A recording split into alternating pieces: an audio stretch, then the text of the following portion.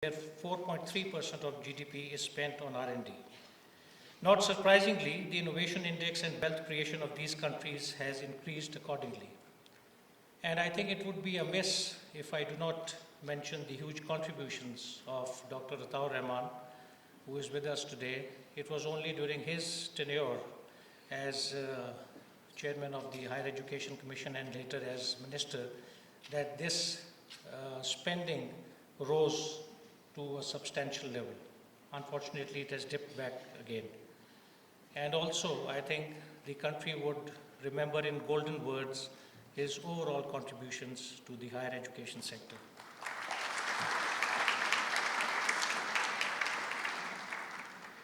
I would also quickly flash two more slides to give the right perspective. The crucial demand of fast-paced growth in the 21st century is new industrialization based on high R&D intensity of industrial production driven by a skilled workforce with high technology quotient. Singapore, with a size less than 1% of Pakistan and smaller than Islamabad, and population of 2.6% of Pakistan, tops the list. Similarly, Israel, roughly the size of Turbat district and population 4% of Pakistan, fares among the top countries.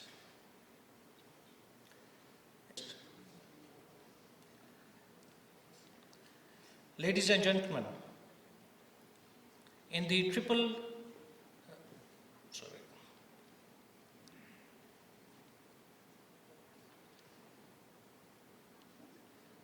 In this regard, triple helix model of innovation, which is now upgraded to quad helix model, acts as the central mechanism for fueling innovation. Amongst these four players, universities serve as the functional core of academic research, owing to their unmatched ability to propagate existing research on the one hand and introduce new ideas, skills, technology, talent, and value to the world on the other. In fact, university assumes the status of an industry itself, the knowledge factory and intellectual powerhouse, with the direct and indirect facilitation of new industrial clusters like business and technology incubators, science and technology parks, high technology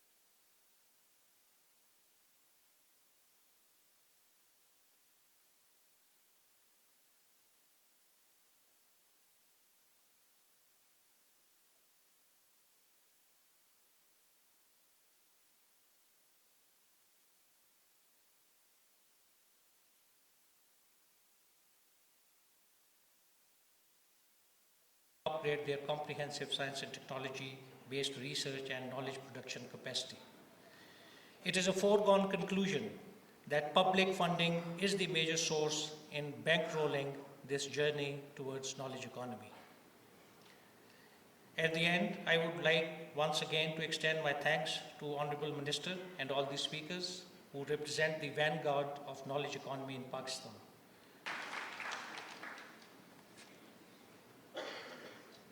Thank you, sir. Ladies and gentlemen, our chief guest for today, Mr. Asad Umar, Federal Minister for Planning, Development and Special Initiatives, has to leave early because of his pressing commitments and we have to modify our program. Therefore, I would like to request him now to come and deliver his keynote address. Sir. I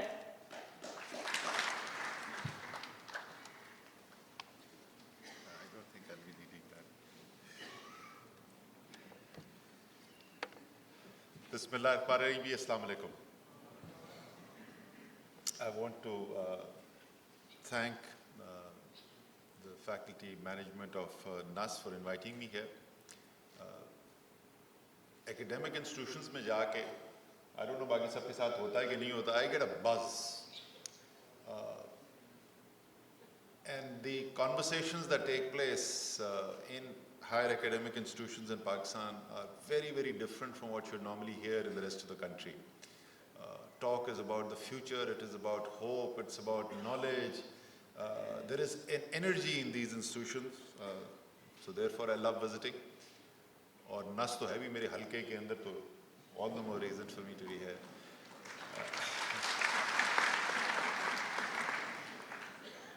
And great to see icons like Shamsul Mulk Saab. So great to see you. Or I'll talk a little bit about what is going on in the institution that you had served and led for many years as an example of what happens when we don't invest in knowledge.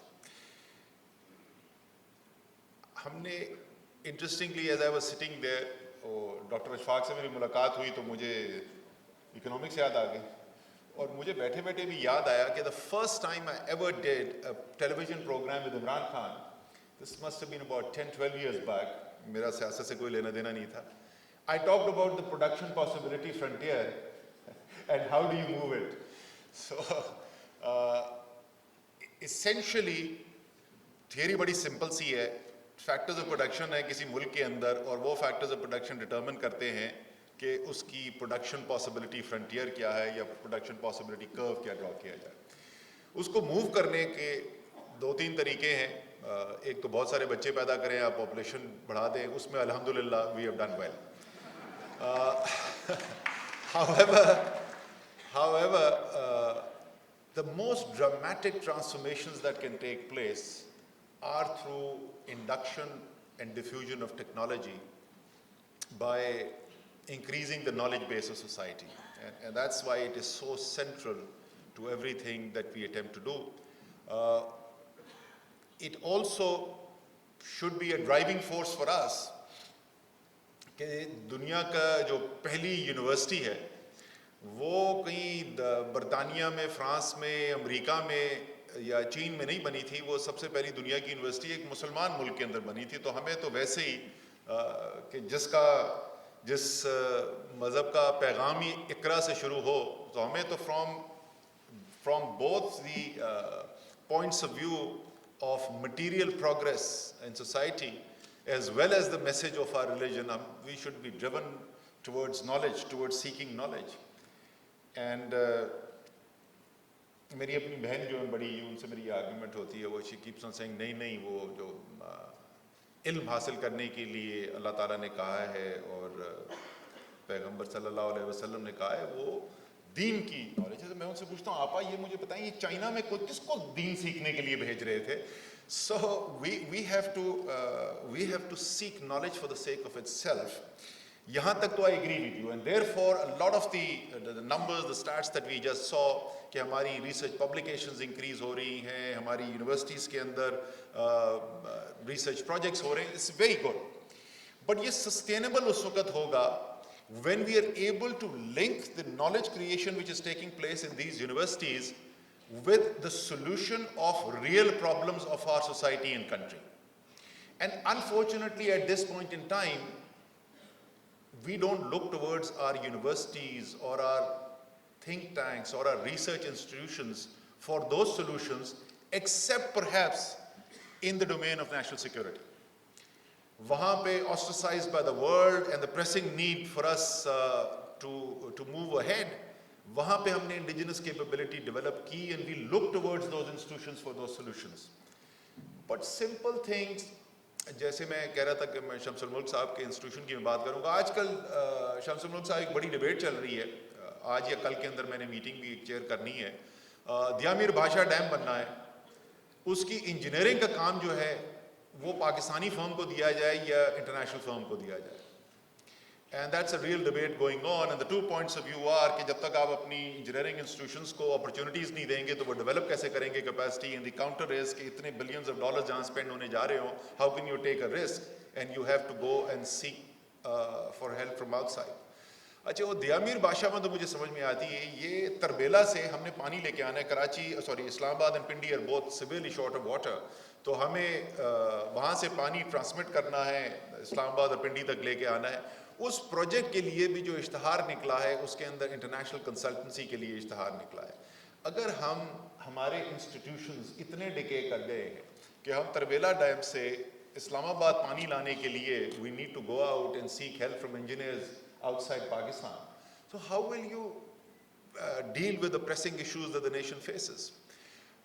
So therefore, I think we have to take a conscious decision to build that indigenous capability. मैं इसकी example बिल्कुल वो, क्योंकि पाकिस्तान में हम सब we all love cricket.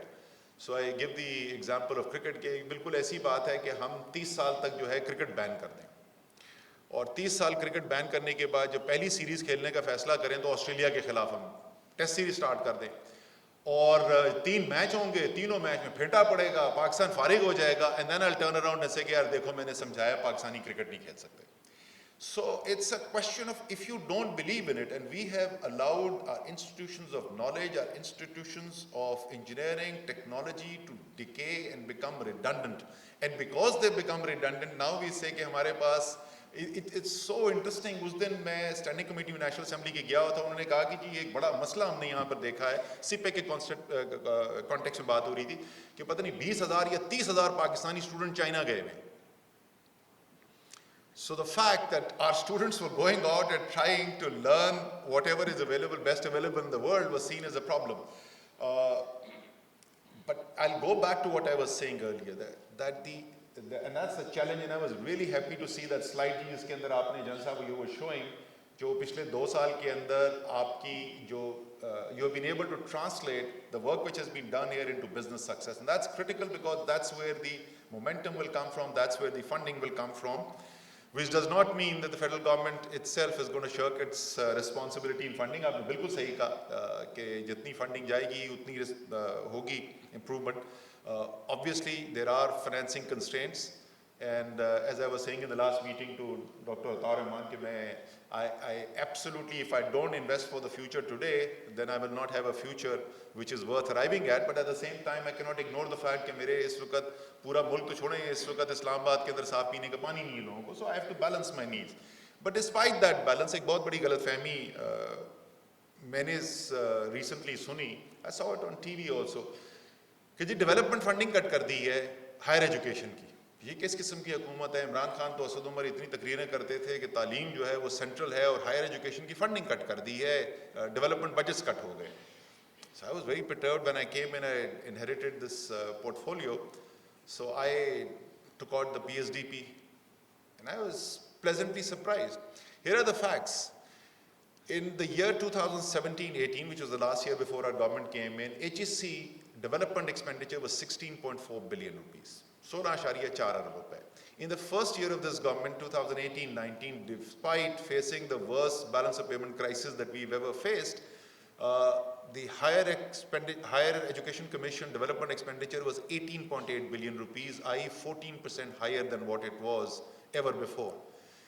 This year, as of the end of month of February, the Higher Education Commission development expenditure is already 17.6 billion rupees.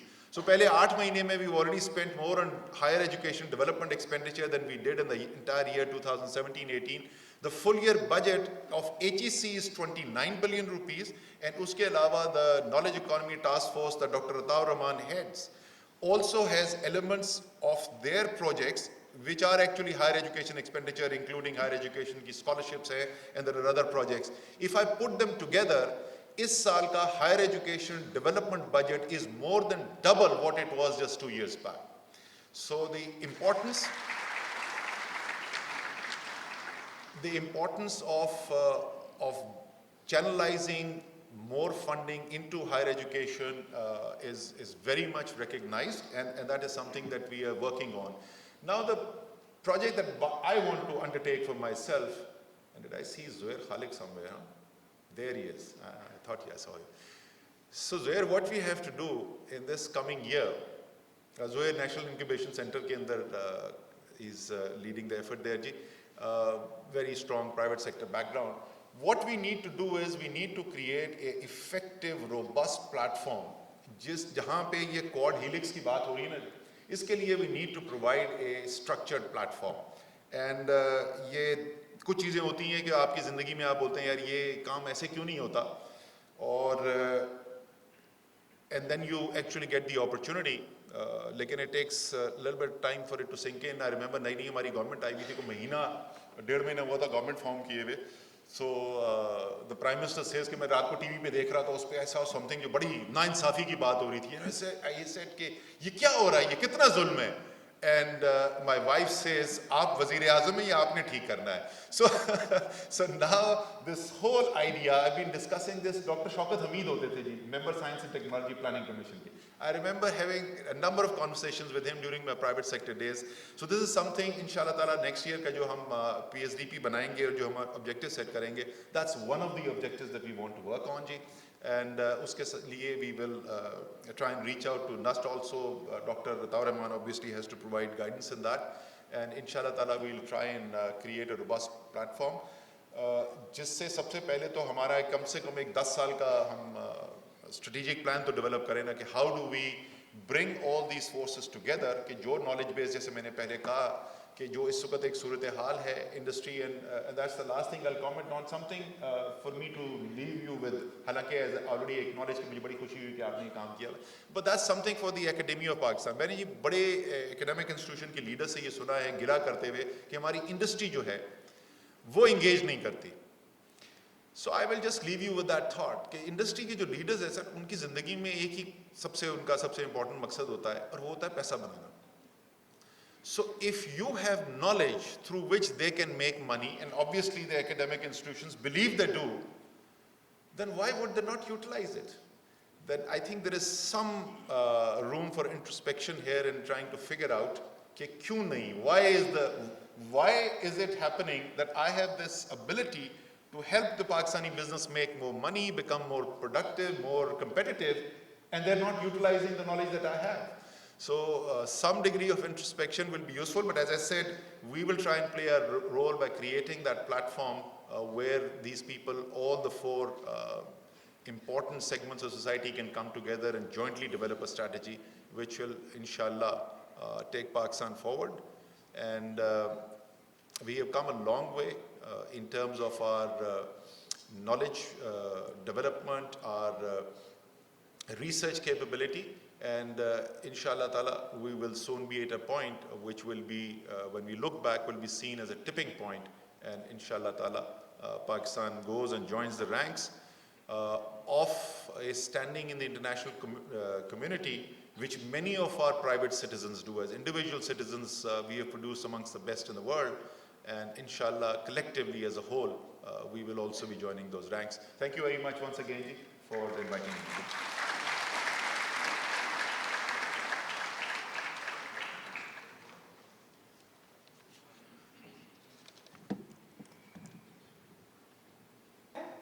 Now I would like to request our speaker, Dr. Ataur Rahman, Chairman, Prime Minister's Task Force, to come and deliver his keynote address. Sir.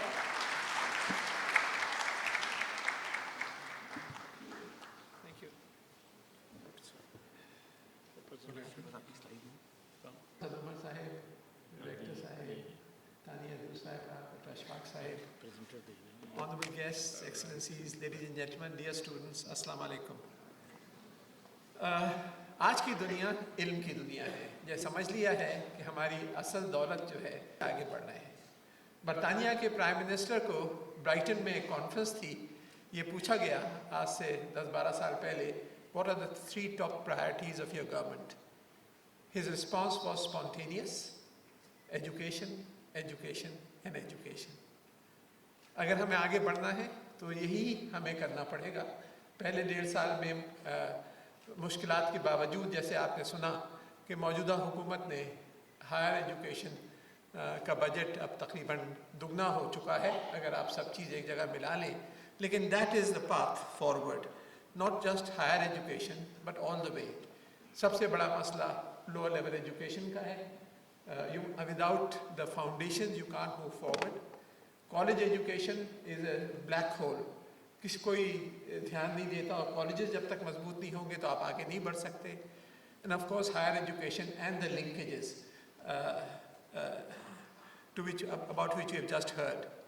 ये एक report आई है McKenzie global की चंद साल 2 साल पहले, जिसमें उन्होंने ये कहा है, they have said that there's going to be $100 trillion impact of some disruptive technologies which are now coming, ranging from autonomous vehicles, next generation genomics, AI, energy storage systems and others. So we are in the middle of a huge wave of change. We have to ride this wave. And we can, because in some of these technologies, we are going to try and catch them early enough so that we prepare the necessary manpower and then have the necessary industries to utilize that manpower to move forward. अभी बात हुई Singapore की. 2 countries I'll mention, China and Singapore. A very tiny country and a very huge country. Singapore पिछले साल की exports $330 अरब. पाकिस्तान हम 24-25 अरब dollar पे फंसे हुए हैं. In one sentence, and I was just mentioning this to Asad Umar साहब, कि अगर एक सेंटेंस में गवर्नमेंट पॉलिसी डिफाइन करनी हो तो क्या होनी चाहिए मेरे नज़रिए में? The ability to manufacture and export high technology goods. Tania साहिबा जो है MIT से ताल्लुक़ रखती हैं, आप बताएंगी यकीनन कि MIT से कितने कंपनियां बनी हैं और दुनिया की इकोनॉमी पर उनका क्या इम्पैक्ट है, and how do they compare with world, you know. So just one university, Cambridge University, 107 Nobel Prize winners from one university, 107 Nobel Prize winners. More than 30 Nobel Prize winners from just one college of that university, Trinity College. Pakistan, Islamic world, Pakistan को छोड़ दें, not a single Nobel Prize so far being awarded in science in the entire Islamic world for work done within the Islamic world. हाँ, सलाम साहब को मिली और जुवेल अहमद को, लेकिन वो बाहर का काम था. हमारे यहाँ एक भी इस्लामी दुनिया. So we live in, unfortunately, in a world of darkness, and the light must come through education, through science, through technology, and through innovation. इस स्लाइड में ये जो नीली लकीर है, this is the GDP per capita. Red is UK by comparison, and the green is world average. So Singapore overtook UK in the mid-1990s, and now is higher GDP than many of the advanced countries. Now the other side, China. China ने क्या किया? This one slide, which was presented to me by the Chinese Academy of Sciences, the top Chinese science institution, tells you the story of China. What did China do? Never before in the history of mankind have so many been transformed so quickly. So if you look at the second column, first column is years, the second column, starting from sending 860 students abroad, the number grew, and last year they sent over 600,000 students to top universities in the world for PhDs, postdoctoral studies. Last year, about 500,000 students returned after completing their doctorates and postdoctoral training. हर साल 5 लाख नए लोग आ रहे हैं, trained with skill sets in cutting-edge technologies. These are being clustered in centers of excellence, and they are the engines of transformation of China. And China has, last year, already overtaken the United States in terms of R&D expenditure. In dollar terms, in real terms, they are probably already twice as high because the costs of living in China are much lower. So something remarkable is going on just in our neighborhood. तो सबक वही है, चाहे Singapore को देखें, चाहे Korea को देखें, चाहे चाइना को देखें, चाहे दूसरे ममालिक. आपकी असल दौलत आपकी अफरादी क़ुव्वत है. आप अपनी तालीम सही करें और उस पर लिंक करें तो फिर जमहूरियत भी नाम की जमहूरियत है अगर लोग पढ़े लिखे नहीं हैं. It's a without education you cannot have democracy. And दुनिया में अब हो क्या रहा है? The share of the world trade in role of technology जो है, इस वक्त जो सबसे ज़्यादा share of manufactured products है by export is medium and high technology. In fact, this slide is a little old, 2004 की तक है. The high tech जो कि purple line है has already overtaken the medium tech. which is the blue line at the top. The two lower lines are natural resources, जो कुदरती वसाइल, and the low value added technology. तो सारा खेल जो है वो ability to manufacture and export high technology goods. I de-emphasize. This is the one liner which should define government policies. किस तरह? उसी के लिए हमें तैयार करना है engineers, उसी के लिए तैयार करना है linkages, उसी के लिए innovation systems, venture capital funds, technology parks, जो incentives ताकि आपको जो नई कंपनियां बन रही हैं high tech areas में उनको tax incentives वगैरह वगैरह, the whole range of things that one needs to do to foster this ecosystem where innovation and entrepreneurship can be fostered. जब मैं HEC का चेयरमैन बना था तो उस ज़माने में मैंने प्रेसिडेंट मुशर्रफ को he kindly agreed to invest quite significantly in higher education and in science with 6,000% increase हुआ था development budget में science and technology का some 3,500%, बहुत ज़्यादा लगता है लेकिन baseline इतनी कम थी तो we went up from 0.3% जो R&D का है went up to 0.8% at that time or 0.86% to be precise, and then it has come down to 0.3% again. तो R&D expenditure जो है उसमें जैसे कि डायरेक्टर साहब ने कहा that's vital. And universities are not about beautiful buildings, they are about beautiful minds. तो अहम जो एक single most important factor, चाहे वो schools हो, चाहे वो colleges हो, चाहे वो universities हो, is faculty. अगर faculty अच्छी होगी तो they will then automatically the whole thing starts buzzing and the energy that Asad Umar Saab talked about is there. So इसलिए we sent about 11,000 students abroad, trained them at top universities of the world, 97.5% return rate, jobs waiting for every single one of them. 1 year in advance we used to do a matchmaking, make sure कि ये prime minister के house के आगे 600 लोग जो demonstrate करते थे उस तरह की चीज़ें ना हो. And they were trained in the leading universities only. We didn't send people to lower universities. And the result, 2002 में मैं chairman HEC बना था. 0 universities were ranked in the top 500. 2008 में मैं इस्तीफा देके जब आए थे जरदारी साहब as the president, तो मैं इस्तीफा देके अलग हो गया था. 2008 में हमारी 4 universities जो थी वो दुनिया की टॉप 300, 400 and 500 की रैंकिंग में आ गई थी जिसमें नस्क भी शामिल है और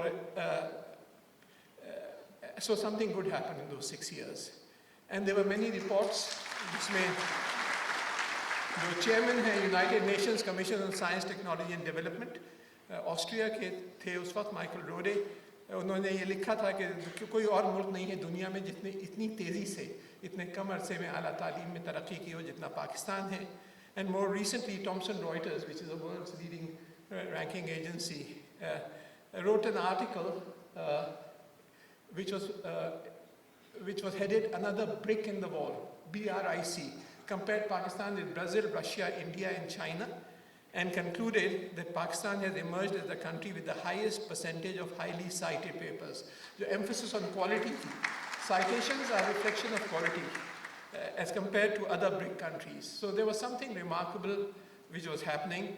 And this graph, I think, is something that we need to take notice of. Left side, extreme left, this is research publications in impact factor high quality journals, जो impact factor journals हैं. तो 2000 में Pakistan had only 44, India was 172. And then we trained all these people, they came back, we started giving them major research grants, and you know what happened. The result, the green line starts going up. 2017, we overtook India, and 2018, we were about 20% ahead of India in research publications per 10 million population. In actual numbers, of course, we are less, but I'm talking about per capita ki buniyad ke upar, per 10 million population. So something good happened and this had to be sustained. India got very concerned and there was a detailed presentation made to the Indian cabinet on the 22nd of July 2006, reported in Hindustan Times under the heading Pak Threat to Indian Science. तो India ने भी फिर ये तय किया कि UGC ख़त्म करके और हमारे HEC के पैटर्न पे बनाए. पहले उन्होंने NCHR बनाने की कोशिश की, National Commission for Higher Education Research, वो कुछ सियासी प्रॉब्लम्स हो गए. अब उन्होंने 2 साल पहले HECI बनाई है, Higher Education Commission of India. Well, moving to today, कई टास्क फोर्सेस में मैं इन्वॉल्व हूँ, जिसमें ख़ास तौर पे जो नॉलेज इकोनॉमी टास्क फोर्स, जिसके प्राइम मिनिस्टर खुद चेयरमैन है and I happen to be the vice chairman, तो उसकी 5 प्रायोरिटीज़ हमने तय की हैं। There are 5 key priorities in which we are going to be focusing on. One is, of course, education, quality education, and using modern technologies for education, जिसमें MOOCs वगैरह, blended education और इस तरह की चीज़ें शामिल हैं। ज़राअत, हाई वैल्यू एडेड एग्रीकल्चर, आपकी जो ज़राअत की जो यील्ड्स हैं, they are amongst the lowest in the region. अगर आप मिस्र को देखें, अगर आप इंडिया में भी देखें, सो agriculture but using modern technologies, IT related technologies, and I'm glad that Tania Saiba is here and we can work together. So a huge opportunity. इसमें आपको बड़ी सनतें लगाने की ज़रूरत नहीं है. You have to create, just pick up the talented young people and train them and provide opportunities for them. Minerals, another important area. जो आपके पास mineral resources हैं, actual processing and extraction of minerals. And the 5th is the new and emerging technology, जिसके अंदर energy storage systems हैं, nano technology है, 3D printing etc. ये 5 priority areas पे initially हम focus कर रहे हैं, और इन सब के अंदर हम मुख्तलिफ programs हमने launch किए हैं। इस वक्त कोई 132 अरब रुपए के projects under approval हैं, कुछ हो चुके हैं, कुछ हो रहे हैं, जिसमें तालीम से बहुत अहम ताल्लुक़ है।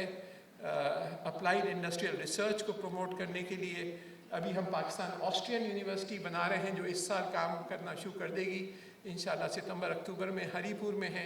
And this is again going to be focusing on applied engineering sciences, and the heart of the university will be a innovation and tech park, and we are setting aside $10 million just for new product and new process development. और what we critical need ये है कि highly qualified manpower. आपके यहाँ इस वक्त about 1.5 million students which are obtaining higher education, 15 lakh के करीब हैं, जबकि PhDs जो हैं वो तकरीबन 13-14 हज़ार हैं मुल्क के अंदर, and not all of them are good PhDs. There is a huge variability. So 120, the ratio is 120 students to 1 PhD level faculty. Cambridge में the ratio is 6:1. National University of Singapore 3:1. For every 3 students there is a PhD level faculty. कम से कम हमारे यहाँ 20:1 होना चाहिए, कम से कम, if you want quality. So you need at least another 50,000 well-trained PhDs along with the research environment to move forward. ज़राअत की अभी बात हो रही थी, 60% of your exports are low value-added textiles. You are in the low value-added trap. जबकि textiles occupy only 6% of the world market. जो high technology goods हैं, engineering goods, pharmaceuticals, biosimilars, shipbuilding, etc., IT products, you're just not there. So this needs to change. Information technology, I won't talk too much about it. I just say that Digital Pakistan is a huge opportunity, and I look forward to working together. सिर्फ एक example दूंगा मैं कि under the Knowledge Economy Task Force we took up a project कि नादरा को FBR के साथ link कर और उसका एक कुछ algorithms हमने develop किए to identify non-tax filers. Within 3 months, at zero expenditure to the government, we ended up identifying undeclared assets of 1.3 trillion rupees, and additional 62 billion rupees of tax was collected as a result of this, just linking NADRA with FBR and bringing in some transparency. So there are huge opportunities like that. Abhi beginning hai, now we are going ahead to the next step, कि इसको link करें provincial tax system से, land record से, वगैरह वगैरह. And this again is where Digital Pakistan program can make a huge difference. Minerals, there are a whole range of precious minerals. India की जो exports हैं, खाली gems, jewelry and stones, $120 Arab dollar. Pakistan, last declared figures, $8 million, सब smuggling हो रही है. So there is again a huge opportunity there. So I was in China recently, met the Minister for Science, एक इदारा मेरे नाम से वहाँ कायम हुआ था, उस सिलसिले में मैं गया हुआ था. तो वहाँ के, we have decided to have a joint venture as a part of CPEC. कि Chinese industry working with Pakistani industry on manufacture and export of high-tech products. So this is beginning to happen as a result of this meeting with the Minister for Science, and this I hope will make a huge difference.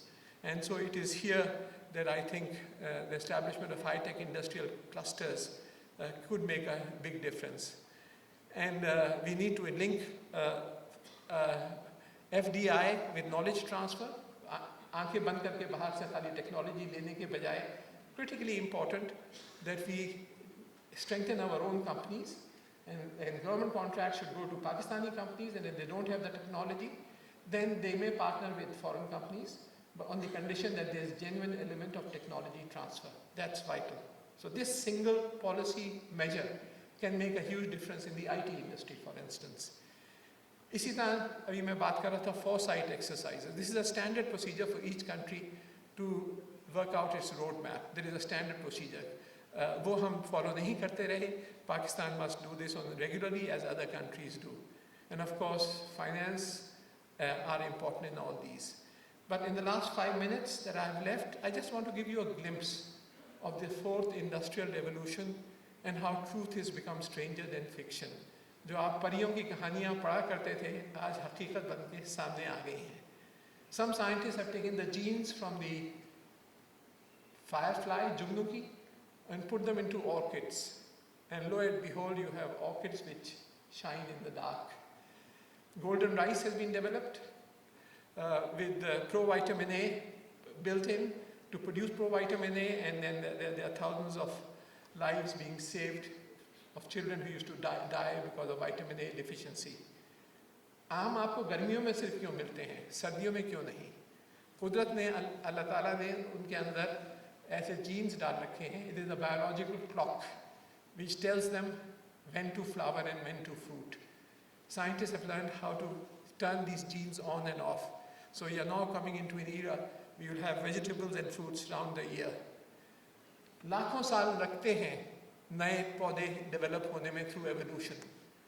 आज आप एक laboratory के अंदर 5, 6, 7 रोज़ में नई species develop कर सकते हैं. ये एक टेक्नोलॉजी डेवलप हुई है 2-3 साल पहले, इस जीन एडिटिंग टेक्नोलॉजी, CRISPR-Cas कहलाती, and you can now create new species within a matter of weeks, and you can transfer characteristics from one species into another, whether it's taste or fragrance or other things. This is happening today.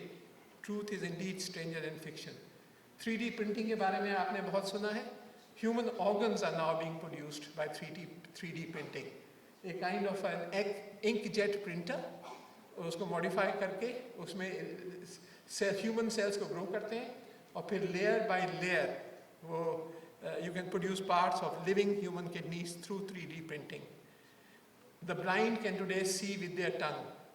Actually आप अपने दिमाग से देखते हैं. आंखें जो है they are only a mechanism for image transfer. So this is a device which has been developed by a company in Wisconsin called YCAP. This blind lady has a little camera which takes in the optical signals which are converted into electrical signals. इनके हाथ में एक there is a lollipop-like device with 400 sensors. The moment she puts it into her tongue, partial eyesight is restored. This is commercially available for the last 8 years. Meta materials have been developed. Tania साहिबा को मैं गिलाफ उड़ा दूँ एक चादर का जो कि मेटा मटीरियल्स की है, तो आप गायब हो जाएंगी. You will become, so the Harry Potter's disappearing cloak is a reality because they have the strange ability of bending light, and these are being used for cloaking submarines and tanks and other things. वो जो आप terminator film में देखते थे कि गोली मारी और छेद हो गया और फिर खुद छेद गायब हो जाता था, those are self-healing materials are here and they are commercially available. Graphene has been discovered and 2 professors at Manchester shared the Nobel Prize for it, 200 times stronger than steel, made of pure carbon. Electronic textiles are here, which have thousands of designs built into them. At the press of a button, you can change the design of the dress that you're wearing. E-textile, रात को आप देख लीजिएगा e-textiles को. Houses can be printed through 3D printing within a matter of 1 or 2 days. The first jet engine has been produced by 3D printing in Australia. My own recent work, the molecular basis of thought.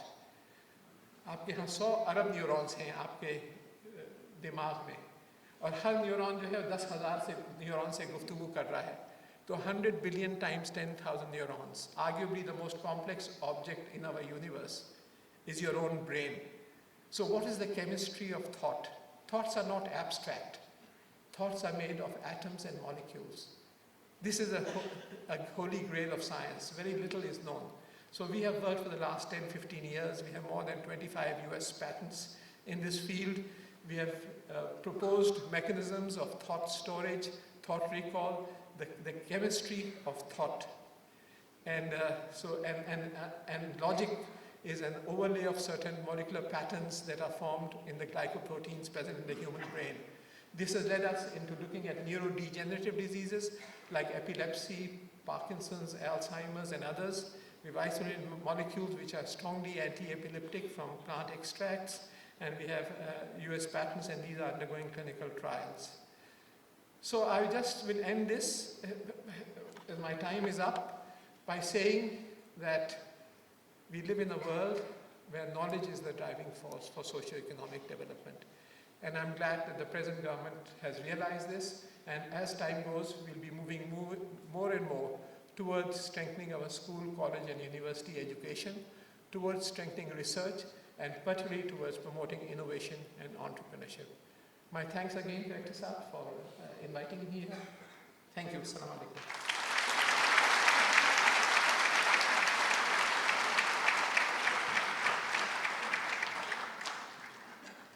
Thank you, Director Saab, for the invitation, and honorable guests. Professor Saab, thank you for the just the really insightful and inspiring comments around technology and what's happening around the world. I think we all believe that for this country to leapfrog into the future, technology has to be not just embraced by people like you in the room, but really by the masses. That is actually probably the single biggest way that we can change our trajectory in the next 10 years.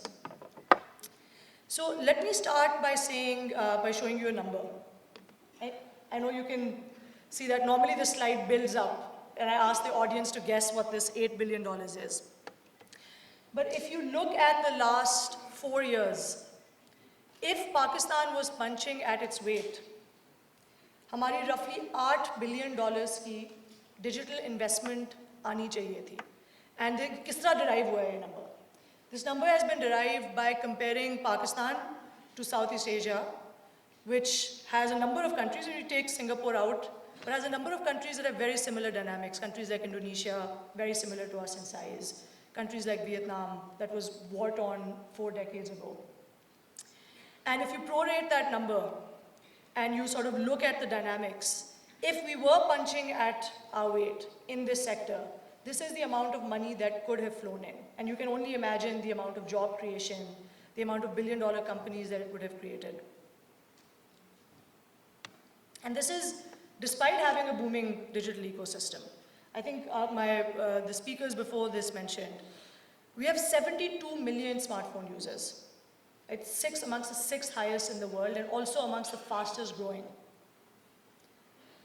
हमारी जो data cost है, is despite the fact that it's actually taxed very highly, and I'll talk a little bit about some of those things later, but it's amongst the lowest in the world.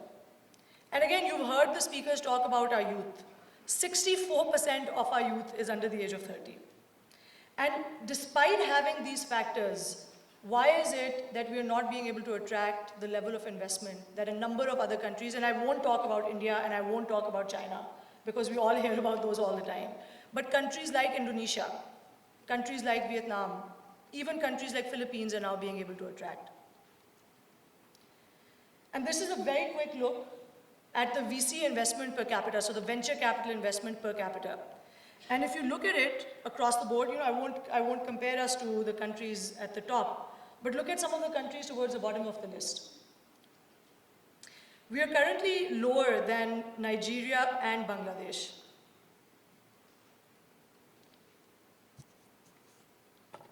So we can spend the rest of the time talking about our problems. I think you're all well aware of the number of problems, like a number of other emerging markets that Pakistan has. We have challenges in education, challenges in security, energy, water, inflation. I mean, the list goes on and on. But what I would argue is these challenges are not unique to Pakistan. Most emerging markets around the world, and in fact, most developed markets around the world have at some point faced these sets of challenges. And they've put measures in place to solve them.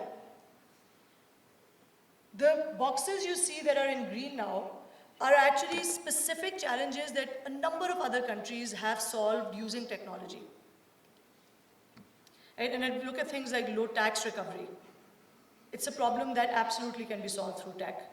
Unbanked population, we have seen in India, the numbers of financial inclusion have gone from lower than where we are at today to roughly 60-70% of the adult population today being banked. And this has happened within the last decade through very specific measures that the Indian government and the central bank has taken. The cash economy. We all know the benefits of moving an economy from cash to digital. What are the things that we need to do to put those in place? But when we talk about digital, somehow, as I've talked to people over the past few months, there's this image of these buzzwords of emerging technologies like AI and machine learning and the TensorFlow and the types of platforms that frankly very few people in this country can understand. And I think as we think about the future for Pakistan and the digital future for Pakistan, we have to be very careful that we don't confuse our priorities and we don't end up looking like this. Right? So what this is essentially really displaying an aerial view of an incredibly unequal society, where some people have benefited massively, but the large majority still live on the left-hand side. And there are a number of cities, in fact, we have many cities like that, but a number of cities like Johannesburg, cities like Mumbai, are actually very, very indicative of this image that you see here. So what really is the idea when we talk about digital? Right? The idea of digital here is to enable every Pakistani, not just those of us who are sitting in the room, not the privileged few who get to attend institutions like NUST, but every Pakistani to live a dignified and financially independent life. And how does that happen? And how do we, most importantly, bring back the pride in being Pakistani? So really, this, in our opinion, comes down to two very, very crucial and fundamental things. First of all, we need to ensure connectivity and connectedness with the community, with the rest of the country, but also very importantly with the world. We cannot continue to live in isolation. And secondly, we need to ensure that there are employment opportunities for all strata of societies. And how does digital make that happen? So very simply, if we break this down, we need a connected device that, again, all of us here in this room carry. But overall, if you look at our statistics, only 34% of Pakistan is connected to the internet. If you compare that to a country like Myanmar, that number stands at 80%. And that has happened in the last 5 years. We still tax data as a luxury item in this country. Right? How can you talk about something like internet being a fundamental right for a Pakistani citizen if you are taxing that as a luxury item? Smartphones today, even low-end smartphones, the ones that cost between $30 to $100, are taxed incredibly. So this is your entry-level smartphone that a blue-collar worker will get. Right? So we have to think about some short-term trade-offs for a long-term gain. And how do you ensure that digital gets you to a job for every Pakistani? And job not in the traditional sense of the word job. So the way, for example, जब हम लोग बड़े हो रहे थे, तो job, a classic sense of the job होती थी, you went somewhere, you went there and worked for 9 to 5, you earned a paycheck at the end of it. The jobs of today are extremely different. Right? And let's think about how they're different. But before we get into that, let's talk about what needs to be done, what can be done, what do we have the ability to do today. Right? We should absolutely work on our long-term plans, but how do we change the trajectory today? How do we ensure that 1 million jobs in the quote-unquote digital economy can be created today? Let me give you some examples. You've all heard of Careem. Any guesses as to how many jobs Careem has contributed to Pakistan in the last few years since they've been around? Shout out, anyone?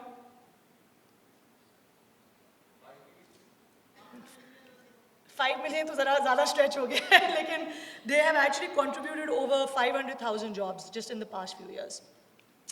A smaller version, so Careem obviously all of you have used, a smaller company that many of you may not have heard about is a company called Baikia that basically does a similar type of service to Careem but on motorcycles, on two-wheelers. Baikia, again, how many of you have heard of the company? Okay, so roughly one-third of the room. Last year, Baikia had created about 2,000 jobs. Today, that number is already at 30,000. In another year, that number could go up to 100,000. And these are just two companies. And again, we talk about jobs. They're not jobs in the traditional sense of the word jobs, but this is either additional income for a student who can drive for 4 hours in the evening, or actually for some people, it's a full-time thing. They're doing it, they're driving these cars or these motorbikes for 8 hours a day and making a very decent amount of money. Online sellers. Anyone here sells on Instagram or Facebook? Anyone here, any students? Okay, I see one hand. We need to see many, many more. So let's look at countries like Indonesia, like Thailand, like Vietnam. In the last 5 years, this phenomena of social commerce. What is social commerce? Social commerce is basically leveraging social platforms like Instagram, like even WhatsApp, and using those to do a business. And it could be something as simple as मैं जेलम में रहती हूँ और मेरी हलीम जो है वो सबसे अमेजिंग है और सबसे पॉपुलर है और हर बंदे को पता है कि मेरे हलीम खानी है. How can I use that skill that I have as a housewife living in Jhelum to start to earn an income without needing to leave my house? You today have those platforms available to do that. Right? I'll give you an example of a story I just heard recently. There's a woman in Karachi who basically buys these baby goods in wholesale, in bulk. And then she uses Facebook to advertise them because most people don't need to buy them in wholesale. And then what she does is she leverages these cash on delivery services. So uses Facebook to advertise. Then when people say that they want to buy from her, uses these cash on delivery services to deliver those to to where they need to go. The cash comes back to her, and then she uses a bunch of other platforms to take that cash and deposit it into her bank account every few days. So she's doing all of this from her home. She's basically leveraging a few different types of platforms that are already available in Pakistan to earn a very, very good living. So as we are thinking about how do we take these examples and make them 100-fold within this year. So we're calling this program Digital Jugadus. And why are we calling it that? And you have heard 3 excellent presentations today by Asad Umar Saab, Dr. Atar Rahman, and now Madam Tanya. All about knowledge economy. We are sitting in a knowledge factory today here, and we are all knowledge workers. The quality of knowledge will depend the quality of workforce, knowledge worker like me. If my quality is deteriorating, I cannot produce quality knowledge in this country. And unfortunately, when we had 20 to 25 universities in Pakistan with 16 years of MA degree, those students used to get admission in Harvard, MIT, and Chicago. Today, with more than 200 universities with 18 years of education, they hardly get any admission in good universities in the world. So this is what we have to think about. that why the quality of knowledge has deteriorated, that our graduates are not being admitted in the topmost universities in the world. So this is how, what we decided to arrange, and we have heard three very good presentations. And I'm sure that you will have many question in your mind. So you're most welcome to ask. Asad Umar has left, but we have two very excellent speakers, and they will be able to answer. So the floor is open, sir. Madam, if you want to begin with, okay. Yes, sir. First, introduce yourself and be very brief so that many people can ask questions. I am Abdullah Khan, Managing Director of Pakistan Institute for Conflict and Security Studies. So